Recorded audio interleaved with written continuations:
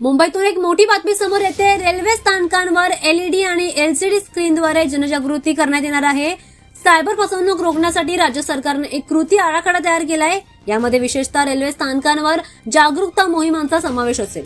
Railway स्थानकांवर LED LCD स्क्रीनवर cyber फसवणूक कशी रोखायची याचा व्हिडिओ दाखवला जाईल। सोशल मीडियाचा वाढता वापर आणि ऑनलाईन व्यवहारांमुळे सायबर फसवणुकीचे प्रकार आता वाढलेत।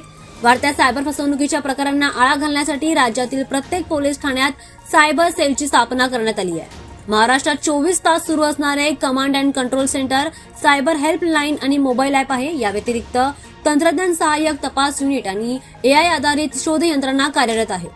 जनजागृती कमी करणे, सायबर फसवणूक रोखण्यासाठी आता जागरूकता वाढवली जाईल।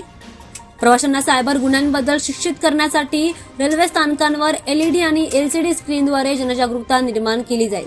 माहिती आणि जनसंपर्क महासंचालनाने तयार केलेल्या जागरूकता योजनेला सामान्य प्रशासन विभागाने आता मान्यता दिली आहे। सायबर गुन्हे विभागाची कार्यक्षमता वाढवण्यासाठी 1930 आणि 1945 दोन्ही आता कार्यरत आहे।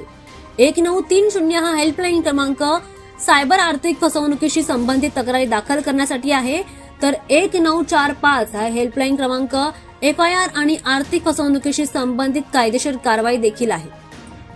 सायबर सेलच्या या वरिष्ठ अधिकाऱ्यांनी सांगितलंय की या क्रमांकावर कॉल केल्यानंतर नागरिकांना समाधानकारक सेवा मिळतील आणि प्रभावी तपास आणि कारवाई देखील केली जाईल।